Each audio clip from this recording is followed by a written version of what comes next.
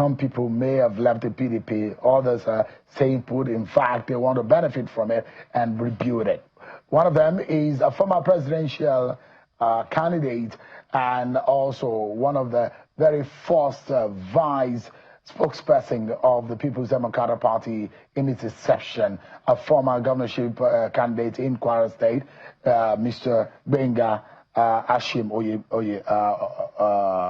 Gbenga Hashim-Olawepo is live for us here on the program. Thanks so much indeed for joining us tonight. My pleasure to be here. I appreciate God bless you. Thank you so much indeed. For bringing me again.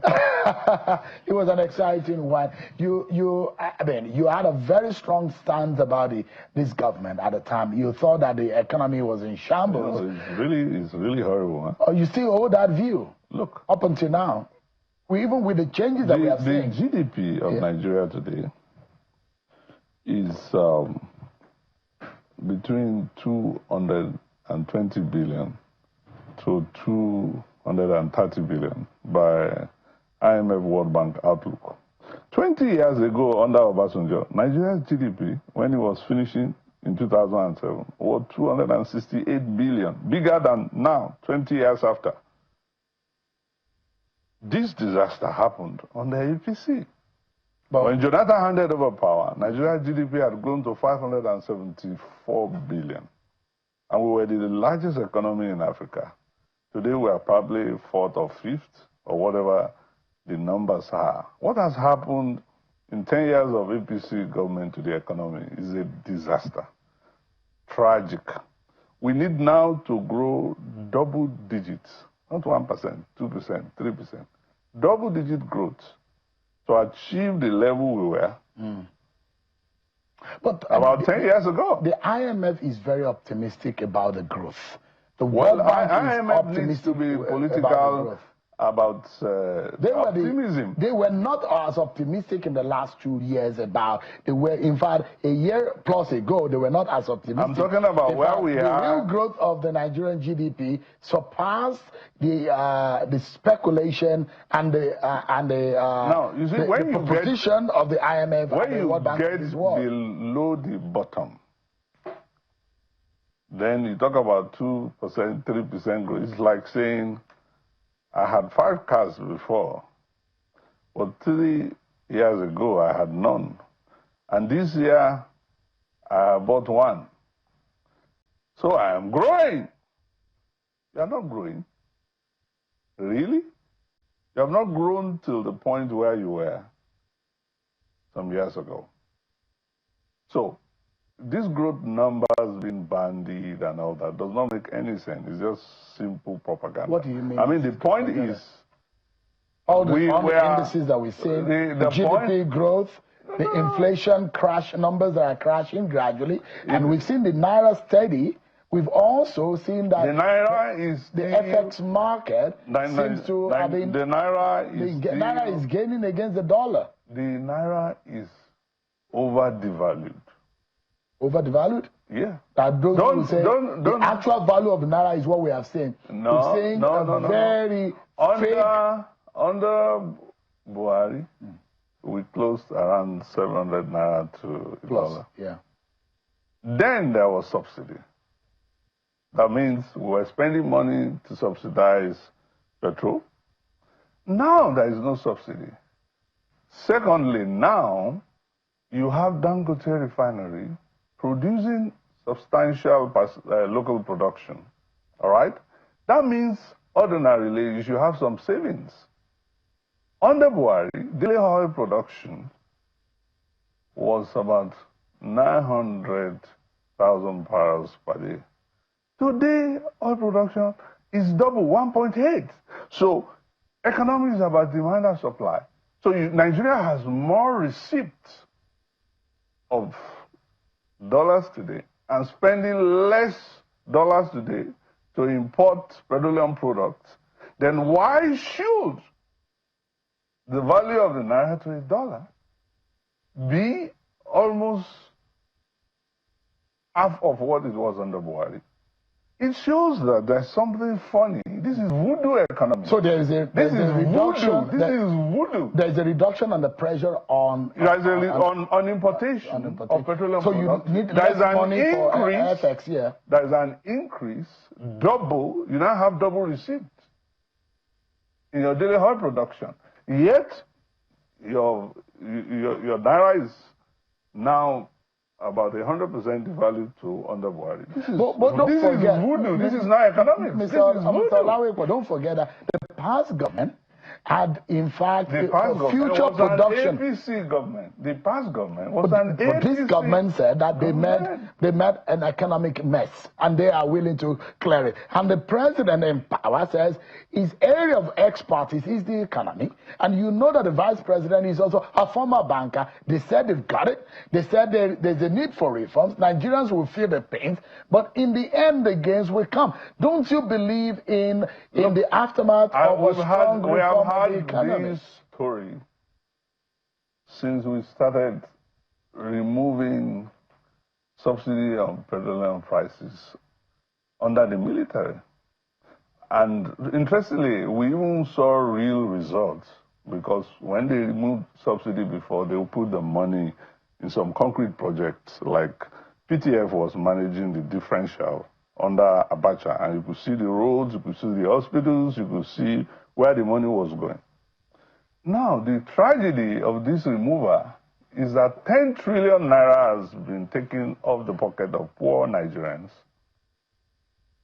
And then they distribute this money to state governors. And the money, after 1 week, hence after if they finish FAC today, then you will see they will take the money to Bureau de Change and change the money to dollars and keep this money either in soccerways or in private houses that nobody is inhabiting. And so you bankrupt Nigerians, and then you make the savings redundant by hiding it in private houses. So more money that goes to the states, you don't think that we are seeing the impact of that here? The president said he's made more money available to, well, we should be asking the state governors. Well, because you should know that you are running a corrupt economy. But like you know, Mr. Olawepo, you are running a corrupt if you want to economy. be fair to this government, and I want us to have this economic debate in a way that is fair. I'm willing to have a 2-3 hours debate with Tinubu's finance team. Let's look at all the numbers in every sector. Let's take a look at it. I know this is a challenge. They should accept it. Yes, and I think that it also brings transparency and accountability. It will be good too. Yeah, but let's look at it. If you look at the macroeconomic side of things, you will discover that most of all the aspects, the federal government, just like you see in every federal state, is largely in charge. But if you look at the macroeconomic side of things, you see that the federating units and the local economies need to have some level of control. But just a moment, sir. So if you see the macroeconomic indices, you see a lot of changes where people are not feeling the effect of the macroeconomy is on the microeconomic side of things. The purchasing power of the people have still not really dramatically changed. A lot of them say they feel the pain. But the macroeconomic side of the indices, of the side of the economy, there's a lot of change that has happened there. Would you blame the federal government that seems to have done its own part, rather than blame the federating unit and the local government? The federating units are controlled by APC government. 29 of them. So, when you have a party, there should be uniform economic policies across the line. They claim APC was voted into power, and that means that they control the legislature. You see, they were able to unite now to bring the electoral act that they won, but they're not able to unite to build hospitals, to build roads. So, I mean, this is just pure nonsense. Well, if you look at what has happened it's pure nonsense. Almost 3 years, you do not see the capacity of President Bola Tinubu. You do not see the effort being made in the right or the positive direction.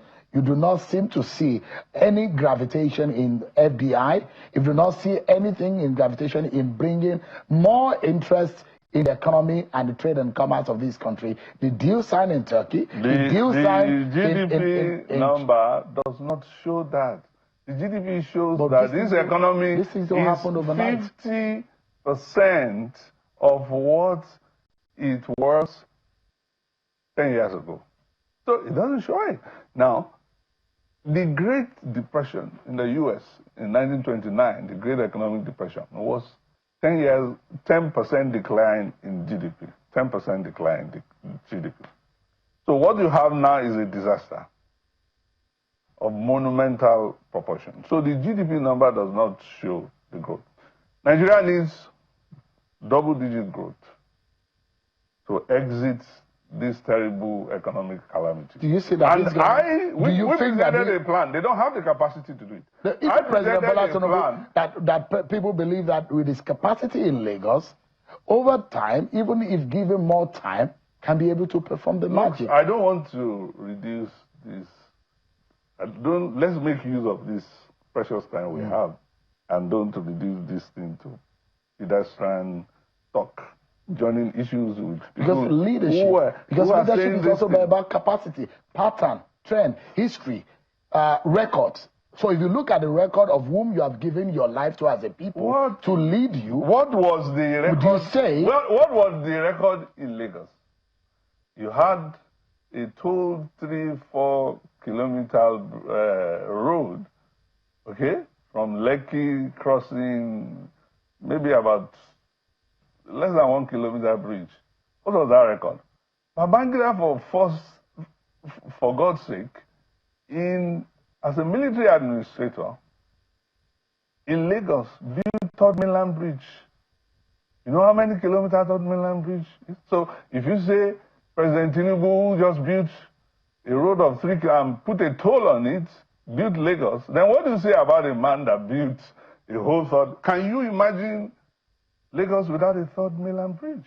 So I want us to discuss numbers, issues, not propaganda, not cheap talk. But let's use this time very well. You think that this government doesn't have capacity. You have thrown your hat in the ring once. You want to do it again. I see that you have the interest. We presented an economic plan to build a $4 trillion economy in 8 years. It's doable. And that's where Nigeria needs to be to escape poverty. We need to invest, promote the IT sector. That's one low-hanging fruit that we have. You know that outsourcing business, global outsourcing market, is $1 trillion. Nigeria already has a huge potential in the digital sector. Number one, we have the 7th largest phone users in Nigeria now in the world. All right? We have almost 200 million telephone lines. We have 140 million internet users. We are the 10th country of internet users, despite low penetration. So this is a huge potential. So you have young Nigerians who are here, who are good English speakers, better than Brazilians or Indians, who will stay and make termination calls here in the outsourcing market and participate in that. If we take 10% slice in 5 years of the global outsourcing market, it's $100 billion every year. That will be bigger than what Nigeria receives, $40 billion.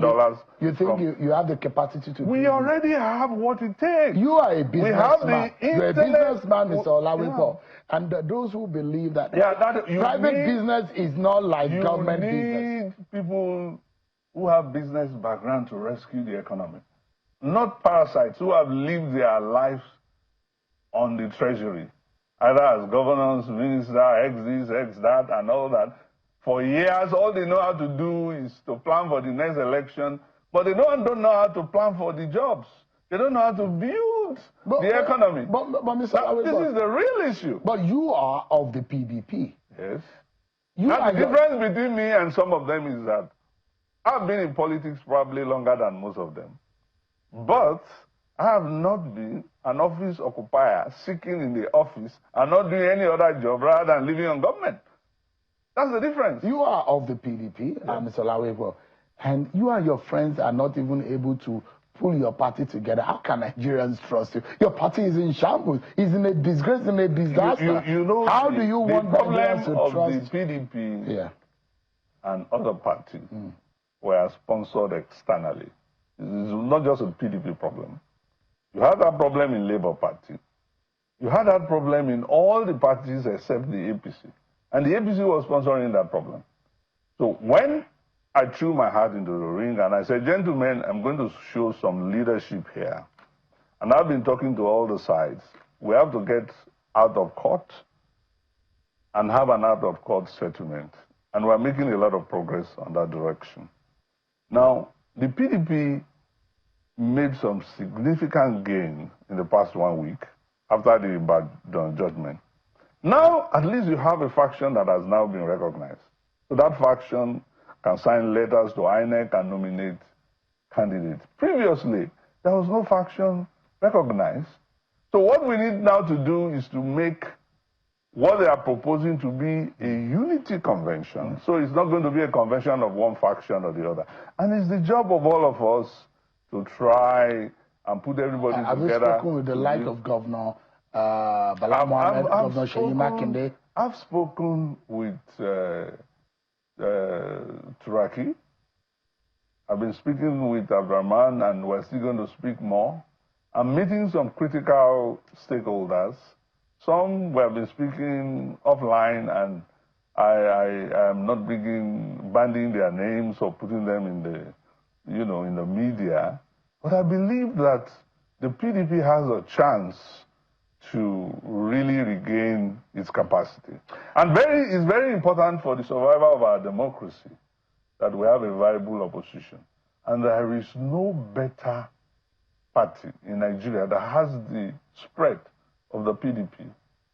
The other parties don't have the spread yet of the PDP. APC is growing stronger, and it seems everybody is gravitating. A lot of your folks in the PDP had moved into the ADC. Well, you see, let me talk about my zone, the North Central, for instance. The leader of the PDP in North Central in Benue State, if you go to Benue State, he's still a Tom. Okay? He's still there in the party. Go to Kwara, is Dr. Bukola Saraki that is the leader there. Still there in the party. You go to Niger, is Mrs. Zainab Kure, and of course the former governor. They are still there in the party.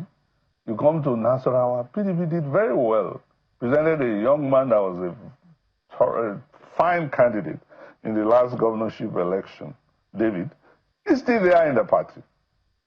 So, in Kogi, the main players are still there in the party. Right? If we have an election today, a free and fair election, in the North Central Zone, out of the 5 states plus Abuja, out of the 6 states from Abuja, making 7 that we have in the North Central Zone, the PDP will win at least 5. All right. Convincingly, massively. But what do you make of it? What do you make of really the matter to me. Are you considering it as an option? What? If all alternative fails to resuscitate the PDP, ADC, is it an option for you? ADC is not an option for me. Why not? Well, you see, why ADC is not an option for me, and for me, it's PDP. All right? ADC is not an option for me. Because I believe ADC. You've tried DPP. You've tried DPP before. Apart from maybe Peter Obi, most of the players in the ADC were part of the recent problem that you're talking about. If you're talking about the Buhari administration, you say you are blaming Buhari for what is happening here. Apart from Peter Obi and Atiku, the ADC elements are all Buharists. They're part of the whole problem, the problem of weaponizing religion in northern Nigeria. They are part of the problem. Insecurity, they were part of the problem. bankrupt economy. They are part of the problem. So you will not say that because you have an issue with President Tinubu's non-performance, then we should be seeking an alternative from people who are really part of the creation of the problem. You cannot go from frying pan to fire. So going from PDP to ADC is going from frying pan to fire. My final question to you tonight, Mr. Olawepo, would be, you are a man from the North Central. There are those who imagine that anyone who would lead for sake of fairness and the concept of rotation arrangement should be from the South in 2027. And that is going to be against the run of play. If someone like you, throw your heart in the ring. Well, I don't see it like that. 2027 election should be about who is more competent to grow the economy, who can secure Nigeria, and who can unite Nigeria, not tribe, religion, ethnicity, or region. And it's a dubious narration to say that it's the turn of South or no. In 1999, the only reason why this conversation came up was because there was an annulment of June 12th. And it was felt by the political leader that the PDP should seek a president from the Southwest that could help to heal that wound. And so President Obasanjo became the beneficiary of that national consensus. But even then, nobody zoned presidency to any particular region. Everybody still contested freely. President Obasanjo contested against Alhaji Rimi, who came from Kano. Even Dr. Ekweme, who didn't come from Southwest, came out from Southeast. There were candidates from the South-South. There were many candidates. So it's a dubious narration to say there was agreement to be zoning from. That's not the case. So that's unconstitutional. The next election should be about competence. And after President Obasanjo has served his time, the issue of June 12 has been laid to rest. Now you have had Southern president for the past 17 years. And then you had only 10 years for the North. So are you still going to come and say that one section of the country has not had the benefit to produce a president? I think we should go above this conversation now. Anyone who wants to be president of Nigeria, what should be paramount in your mind should be, how do you grow the economy and take Nigerians out of poverty? How do you unite the country? How do you end insecurity? All right. These are the issues for 2027 election, not where the president comes from. Mr. Gbenga, Olawepo, Hashim, it's always a pleasure having you join us. It's my pleasure. I hope the economic team of President Tinubu will take up the challenge. Yeah, the finance minister, everyone, central bank, let's talk about it. And try to educate you about the numbers that you are not seeing. Because it's difficult to convince you that any good... Are you seeing the numbers? Well, in reality, we are seeing some. And there's still a lot of problem in many areas. But I think that they could do better. Thanks so much indeed for your time. I appreciate it. Always a pleasure. Always a pleasure, sir. Thank you. I appreciate it. We take a break, everyone. But when we come back, where are the projects? There is a report that has emerged that there is a problem about money spent, projects that have been apportioned, and whether or not there is accountability. We'll be finding out in this next segment of the program. Join us again, everyone.